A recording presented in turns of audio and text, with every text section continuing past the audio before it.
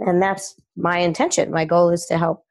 I see the potential in someone, and that can be artistic and that can be vocal. And then I'm going to help them see that. And then there's a new potential after that. And I'm going to help lead them there. And my goal is to help someone have a fulfilling experience as an artist and a fulfilling life. So that involves not just vocal technique. That's really having a life that they enjoy and enjoying what they're doing. And so I'm a very holistic kind of coach. Welcome to the Female Entrepreneur Musician Podcast with Bree Noble.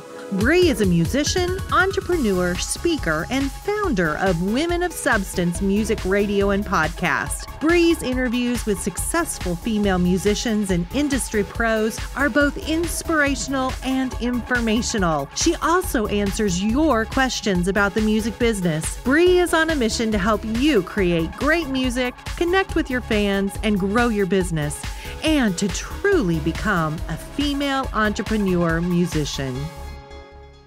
You are tuned into the Female Entrepreneur Musician Podcast, where we talk about making great music, connecting with your audience, and growing your business.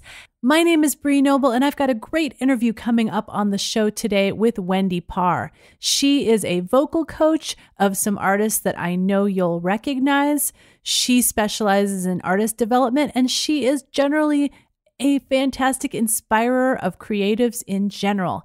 And we'll get to that interview in a minute. But first, I want to tell you about something really cool. If you've been listening to this show for a while, you've probably heard me mention our sponsor, Studio Sweden Headphones.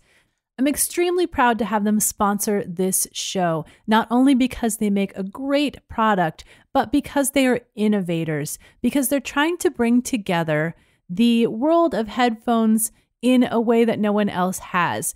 If you've noticed, sometimes you try to buy headphones and there's these really cool looking headphones, but they actually don't sound that good.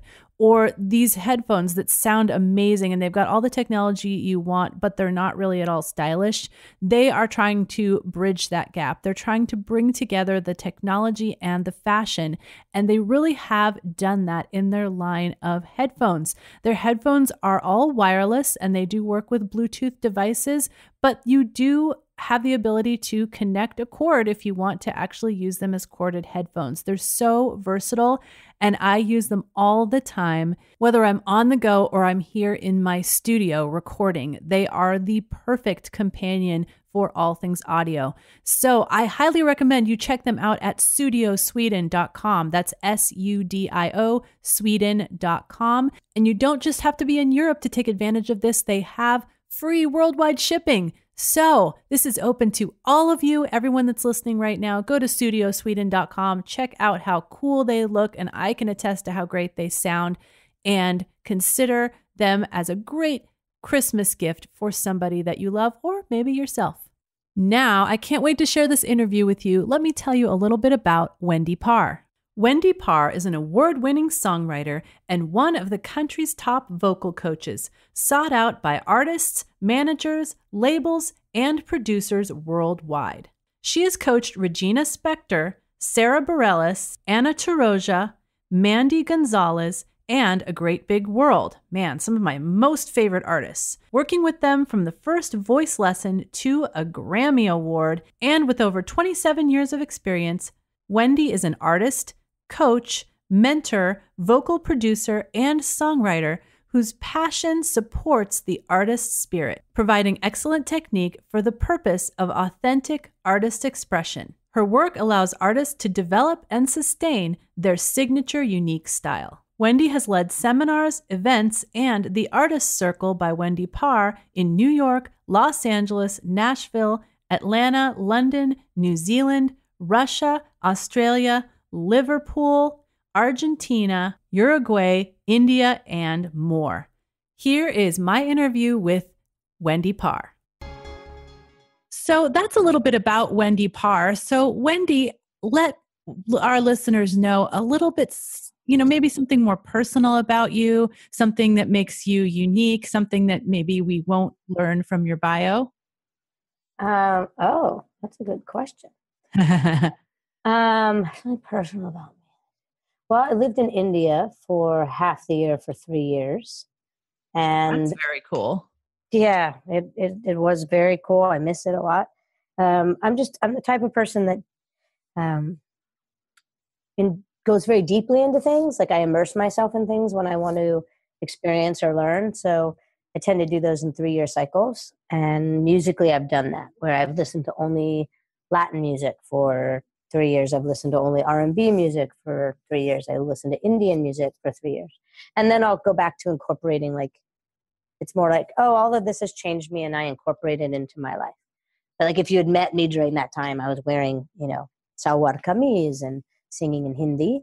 And it's a long time since I've sung in Hindi or Urdu, but that's just something about me. I immerse myself very deeply and I'm very eclectic and a fan of culture. I love cultures and people and getting to know more deeply like what they're into. And it's always a part of my life in some way. I have a little tattoo on the side of my temple and it's the 3 dots of Lakshmi. And so if you met me today, I don't look like I, all day long. Like I don't read that way from 100 yards, but I've got a tattoo and it's changed my belief system and a lot of, changed the way I live. So yeah, that's something. Wow. That is really neat and definitely unique. Are you in any particular immersion right now? Oh, that is a very good question. Well, I've just moved to Nashville. So I'm actually in I would say the non-immersion space of like everything's new and I'm just exploring what will be now. Mm. Yeah. Where are you originally from? I have no expectations. I have no plans past today, except what's on my calendar for, October and December, but I don't have any plans. Like when I moved to New York, I'm born in Northern California. I was raised in Los Angeles and started coaching in Los Angeles and lived here for many years. And started working as a performer when I was 8 years old, like professionally working. And then I moved to New York and lived there for 14 years. And when I moved to New York, I was like, I'm going to New York. I had no plans to ever leave.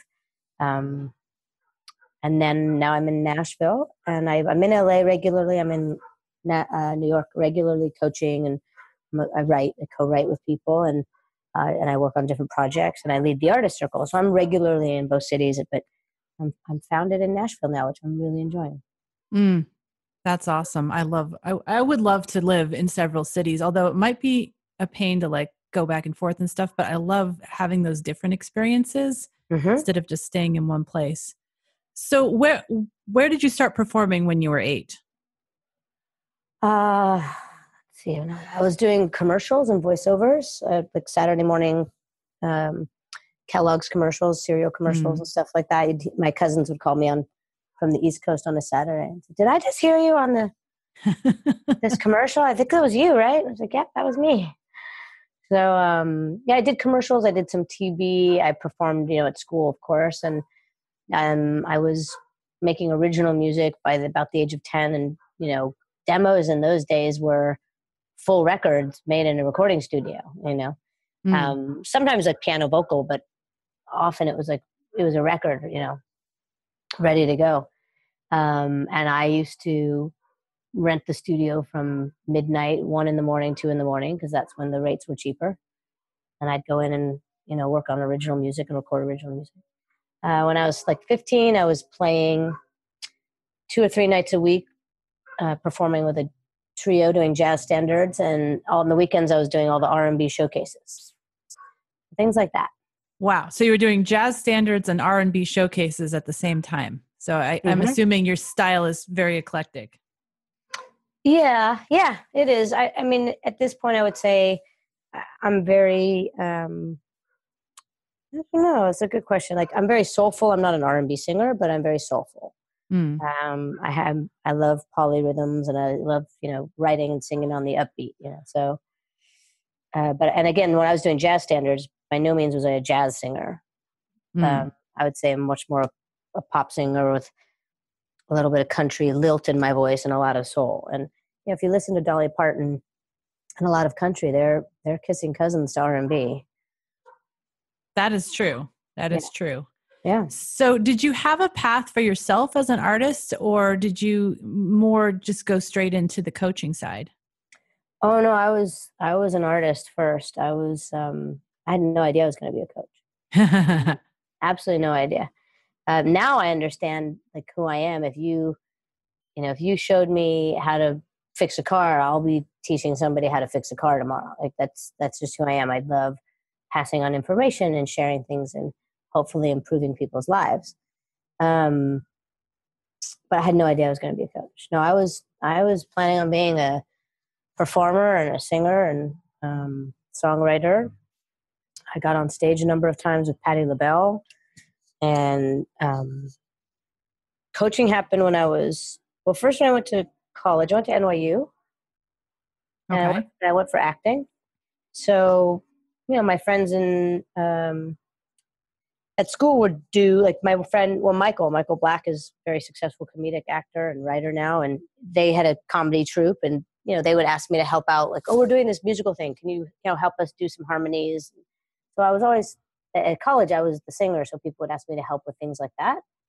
And then a couple of times people asked me, hey, can you help me work on this song? And like, well, I mean, I don't know how to coach, but sure, I'll show you some things I know. I mean, I was just kind of giving tips or trying to be helpful, right? And then I left school and came back to LA because I was wondering why I was in school. I had been working. Like, why am I in class again? I've been working. Let's just go back to work. So I did. I came back to LA and I did a musical at the Westwood Playhouse. And then I went on tour with a show for about 3 months singing. And then my vocal coach, who was a very famous and vocal coach, Seth Riggs, he invited me to teach. He said, come teach. You're going to work while you're working on your career. This is a good career job. It's a good job, and you help people. And I was like, I don't know how to teach. And he said, sure you do. You know how your voice works. You know what we did to help you connect it. You can help other people. And so I did. I started coaching. I was 20 years old. I started coaching, and I was coaching people, at that time, especially at that time, because there weren't really young. Like Whitney Houston, when she came out, was really young for a singer to be singing. Like at that time, there weren't 12-year-old singers. They weren't. Right. She was 19, but she presented as being much older, right? So, so at that time, I started coaching when I was 20, and I was coaching people much older than I am, and Nancy Sinatra, who's amazing, and when I had questions, I'd walk next door to my coach and ask him. I was like, I'm trying this, I'm doing that. What do you suggest? And so I had the kind of career I apprenticed. I apprenticed and learned my skill, and then started teaching it. And as a teacher, as a coach, I would say, it's going on 27 years. Wow. I know. Where did that happen? And I really just discovered I love coaching. If it's a beautiful day outside, there's a million things you could be doing. So as a coach, I just discovered, I would be flying across the world and getting off the plane and leading seminars. It'd be a beautiful day out and I could be doing anything, but someone asked for a session and I said yes. I realized I just was putting a lot of energy into it because I really enjoyed it. So I was like, you like this, you really enjoy this. 27 years happened really fast. That's the best, when you find that thing where you don't even feel like you're working. No, it's really, it's such a pleasure to help people be able to do.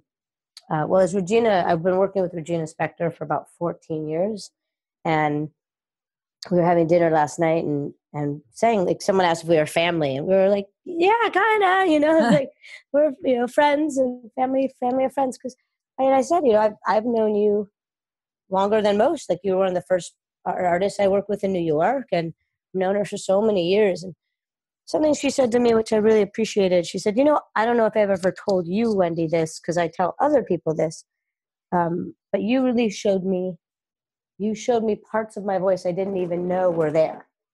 And you gave me access to things I didn't know were there. I was like, well, that's amazing. And that's my intention. My goal is to help. I see the potential in someone, and that can be artistic and that can be vocal. And then I'm going to help them see that. And then there's a new potential after that. And I'm going to help lead them there. And my goal is to help someone have a fulfilling experience as an artist and a fulfilling life. So that involves not just vocal technique. That's really having a life that they enjoy and enjoying what they're doing. And so I'm a very holistic kind of coach. It's a mental game. It's an emotional game. It's a physical game. It's not just technique, because nobody cares if you're in quotes, a great singer. Mm. No one goes to a concert to hear a great singer.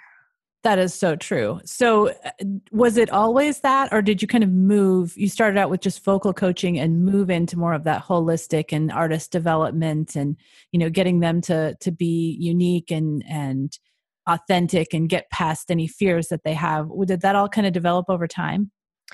I would say yes and no. It was definitely there from the beginning. I just didn't know it, or I didn't maybe call it anything or something. But I mean, it's very much who I am. So, for example, working with Nancy Sinatra, we were working on some material, and we were working on a song that she's been singing for 40 years. And she said, I get kind of bored of this. I've been doing this song for 40 years. And I said, really? I have some ways to help you have more fun with this song again. And I said to her, now, some of what I'm about to show you or ask you to do might be very strange to you, because I know you learned from the best stylist, right? Her father is known as, amazing stylist. And maybe, I don't know his toolkit. I was like, but maybe some things I'm going to tell you are going to be not what you're used to or what you've learned. So really from the beginning, I was doing stuff to help an artist explore what they do, expand their style, sort of break. I think about it like stretching a sweater. Let's stretch the sweater. Let's go past the sense of self that you currently have and discover what else is there. Because I think that as human beings, there's more in us than we realize, or we are more than what we think we are, because we all have a sense of who we are, right? And it's not actually true. It's our interpretation of the moment based on a lot of experiences, right? Right. Like some people don't think they're beautiful, and 20 people could look at that person and say, what are you talking about? You're beautiful. And they're like, no, I'm not beautiful. But what if we can get them to see themselves in that way, then they could say, oh my gosh, yeah, look at that. I am beautiful. Right. Mm-hmm. That sense of self expanding. So I've always done that. I'm just much more clear about how I do it and the tools I use to do it. And the way I do it has expanded a lot. I have meditations now on my website that I've created. And yes, when I started, I would never have guessed that I would ever do that in my life. But anyone who knows me would be like, well, of course you made those, but they know me now. So yeah, I have meditations for pre-show or pre any public speaking type of thing. I have them specifically for singers, and then for any other type of performer. So I have a pre-show, which you can use before an interview, going on stage, an audition. I have one that's specifically for communication and opening up the throat chakra to help people be less afraid and speak the truth and speak their heart. And then I have one for connecting to your desires and your dreams and help you recognize them and manifest them. Wow. Yeah, I'm sure that's really powerful, especially for doing right before you're going on stage. Yes. Something you said about, artists not realizing like what they have within them, or I always see this where artists, they don't think they're unique. They don't see anything different within themselves that they can share. Right. So how do you help them bring out that uniqueness? What do you think makes an artist unique, and how can they amplify and capitalize on that? That's great. That's a very good point. People, that's a number one concern. Like, I just want to be unique. I'm like, well, you are. Like, just you having lived your life is unique.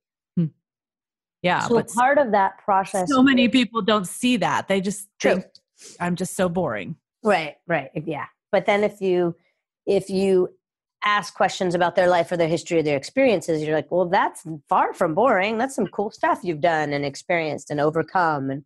And how do I do that? So one of the things is really, we start with the vocals, right? We're starting with the instrument of the voice, and your voice is the expression of who you are. Literally, like you can't hide your voice. That's why it's so vulnerable. That's why it makes a lot of people nervous to sing. It's who you are. So the alignment and the way that your voice works, most people aren't singing in a way that matches the actual alignment of the instrument. So if I think of it like tennis, you're doing a forehand, right? I'm gonna talk my way through this since you can't see me. But if you're doing a forehand, we know what a forehand stroke looks like, right? Your elbow is kind of exposed forward, and okay, that's a forehand. Well, imagine someone's doing a forehand and they they turn their arm, they turn their wrist, and now like the racket's pointing down. So they're doing this and they're saying, wow, the ball is not getting over the net. And my shoulder kind of hurts. And I feel like my game's diminishing, right? And we were like, well, that's because you're not aligned. Like that's not what a forehand looks like. So let's get you using these muscles in the right form, right? Let's get alignment and form. And that's what we're doing with the voice. There are 4 muscles inside there that need to work in harmony with one another. There's a muscle that works when you're singing in your chest voice. And there's another muscle group that when we go into our middle and our head voice, that activates. Some people don't activate that muscle. So they're just overusing the chest voice. Or sometimes they'll lose the chest connection and they go and they start singing like this and then you have no bottom, right? So as I get the alignment happening and get this instrument functioning the way it's meant to function, we could look at that tennis stroke again and say, look at that. Now the ball is going over the net every time. And not only does your shoulder not hurt, but you're actually getting physically stronger. And once we're doing that, then we can aim the ball and then you can put topspin on the ball. You can master this simple, I'm going to say simple skill, but go from the basic forehand to mastering and doing more and more with this forehand. And that's what we do with the voice. So with alignment, what starts to happen is things that were getting in your way as a singer and inhibiting your natural expression. I mean, natural is a weird word, but inhibiting your emotional expression and your personality. When those are out of the way, your personality and your emotions are coming out very freely. So now we start to get the who you are because the other stuff was limiting it. So that's one aspect, that actually just aligning the voice, we start to get the truer expression of who you are. And then there's other things that singers have habits doing, right? Like sometimes some singers, they'll always take the melody down at the end of a line, or you always hold the last note of a line longer because or you do the riff there because that's where it's easy. So let's say those are, again, a bunch of different habits. And if you do this, or some people slide, like they'll slide their notes. They'll do like, well, she went and then away and he howled all the day. Like they do that all the time. So do a set of 7 songs and you do that in every song, they all just sound alike. Right. You're actually losing the melody by doing that. So I pick out and point out these various habits that people are doing, and we start changing those habits. And again, instead of, oh, here are the 6 things that you do all the time unconsciously, you now actually have access to discovering other things and infinite possibilities of expression. And again, now your personality and your actual style starts to come out instead of a style of very few habits. Yeah. We don't want to stylize from limitation.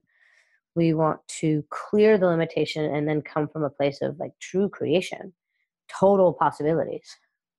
Oh, I like that because I mean, singing like you just sang, that could be someone's signature a little bit, but if you overdo it, then that's you're like a one-trick pony, right? Yep. And again, again, we don't want a signature necessarily from limitation. And P.S., you won't lose the ability to do everything you can already do. Right? You won't suddenly be able to hold a note at the end of a line. So this is about, let's add on and add on and on. And then you can always keep the things that you liked that you did from the start, but you'll actually do them all better. I love that. Yeah. So what are the common fears that you see that hold artists back? I know that you have different master classes and programs that help, overcome fears and what do you kind of lead them through to get past those? But like, what are the most common ones that you see? Well, the most common one that a singer has is fear of sounding bad. Right? I'm afraid I'm going to sound bad. I'm going to crack, whatever their version of bad is. Right? I'm going to crack, or I'm going to forget my words, so sounding bad is the overall. And really, we have to be willing to sound really bad because it's, if you're on stage afraid of sounding bad, you're not going to take any risks. It's very paralyzing, right? And then you're just striving to be good. And let's just talk about that in your daily life. If I said to you, for the rest of the day, I want you to look pretty. You have to look pretty. You have to look good for the whole rest of the day.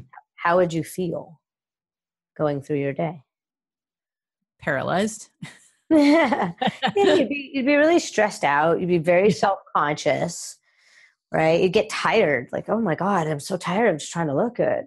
And what happens is you, this is the same as trying to sound good. You are denying yourself and everybody else, the audience, your friends, the other 99.9% of your personality. Mm. So your singing then becomes really restricted when you're trying to sound good. And that's not what you do at your home in your living room. That's not why you like another singer. They're not sounding good. They're giving you their heart and soul. They're expressing themselves. They're sharing their vulnerability with you. And tell me when that sounds good, right? Like, it sounds amazing when somebody's vulnerability is there. But if you think about what it looks like when you're vulnerable and, you're crying and snot's coming out your nose and you're shaking because you're so like emotional, and like as a human being, like when you get vulnerable, it's not pretty. It's beautiful is what it is. Because an expressive soul is beautiful, and it's a privilege to experience, but it's not pretty. Yeah, that is true. No one wins an Oscar being pretty. They win the Oscar for like I said, snot running down the nose, and the heart is on the table, and it's bleeding in front of you. So sounding pretty, sounding good really gets in the singer's way. And I have a plethora of, again, tools to eliminate that focus. And again, it is not why a 3-year-old sings. It's not why you sing in your car. It's not why you sing in your shower. You're not concerned about sounding good when you do that. And we want to have the fun that you're having in your bedroom, your living room, in the car, and share that with people on stage in a really highly, honed in and polished or focused kind of way. But it's essentially at its core the same thing. We want that freedom and fun. To me, that makes total sense. But I know when I first started, I felt like I needed to put on airs. You know what I mean? When I was on stage, and I didn't feel comfortable with that authenticity piece. Do you think a lot of artists, that's a stumbling block? Sure. Yeah, absolutely. That's, again, that putting on airs is, I need to be good and impress people. But nobody is coming to your show. No one puts on a record to be impressed. I mean, you go to the movies to laugh. You go to the movies to cry. You go to the movies to get scared. You go to the movies to feel something. I'm saying, I'm giving an analogy of something outside of singing, because you can, but you put on a record to dance to cry to laugh to. You want to feel something. So and this is really important. When every human being wants to be seen, wants to be heard for who they are. That is just the core of life. Human beings want to be seen for who they are. And a singer absolutely wants to be heard. Like, you wouldn't be singing if you didn't want to be heard. Right? Right. So if you are putting on airs, or you're pretending to be something a little different than you actually are, or you're just not in that authentic space, what you're actually doing then is denying yourself the opportunity to be seen and heard, because you're pretending to be something else. So that's a very painful place to be. You're actually denying yourself the thing you really want. And it's not on purpose. It's usually a very unconscious thing. It's unconscious that most singers don't realize they're trying to impress someone, and, oh, this is getting in my way. Right. So we've got to change the focus and shift the focus back to what really matters to you as a singer and a human. And that's that you're feeling it and you're having fun and you're expressing yourself. I love that. Well, I'd love for you to tell our listeners like the different kinds of programs that you have and the artist circles that you do. And are there any of them that are your favorite, or do you love all of them for different reasons? Oh, I love them all. I love the variety, but I also love what each thing does. So when I'm doing this, I love that. When I'm doing this, I love that. So the Artist Circle, first and foremost. So the Artist Circle is a membership community. It's a creative society. And we do events in New York, Nashville, and Los Angeles every 2 months. We are starting a satellite membership so that people who don't live in the cities where we do events regularly. We've done pop-ups in Atlanta. We did a remote in Atlanta. I've done Moscow, New Zealand.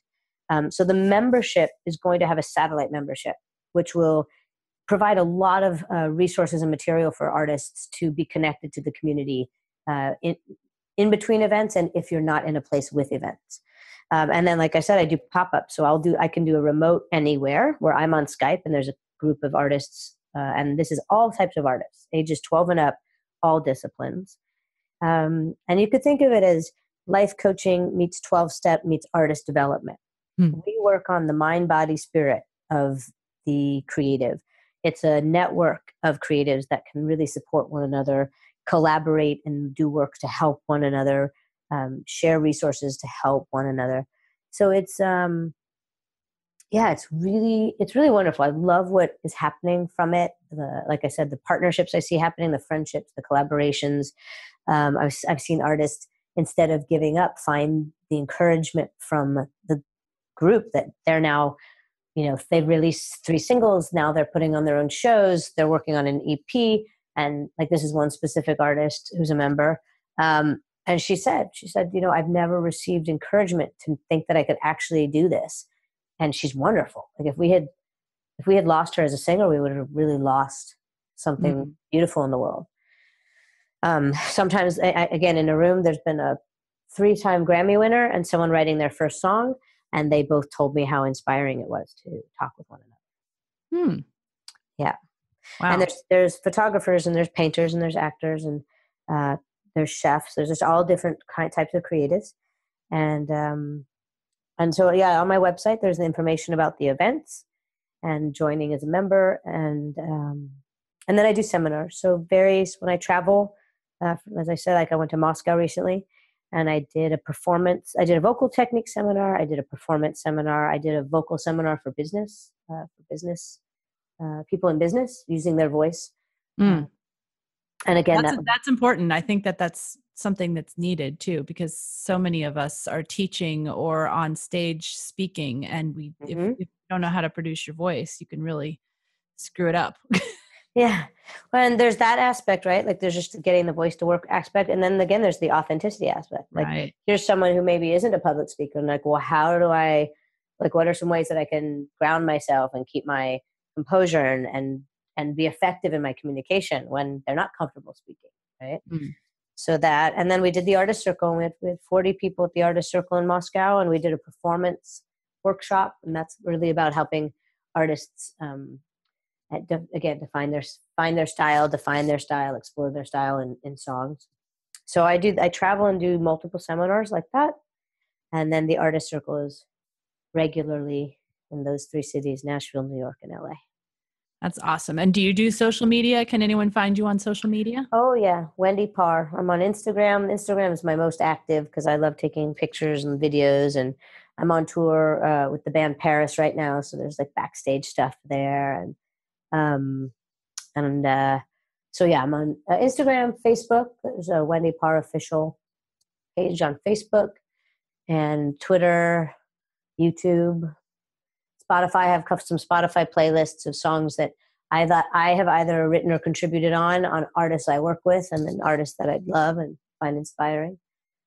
So all of the places. That's cool. And then of course, wendyparr.com. That's PARR, right? Yes. Awesome. So I encourage all of you guys to check that out. Even if you're not in LA, what were the places? LA, New York, and Nashville. Yep. Like she said, there's a satellite version that's starting. So check it out if you want to be inspired, if you've got some blocks, if you just need the encouragement of other creatives, definitely check that out. Yeah. And we do. It really helps people be accountable and get great resources and information on how to accomplish the things they want to accomplish. Awesome. That's awesome. Well, thank you so much, Wendy, for coming on and just sharing your wisdom. I especially loved hearing about, your opinion about what makes an artist unique and how to unlock that. That was really, really enlightening to me. So well, thank you. I'm really glad to share. I appreciate you taking this time and asking for the interview. Thank you. You're welcome.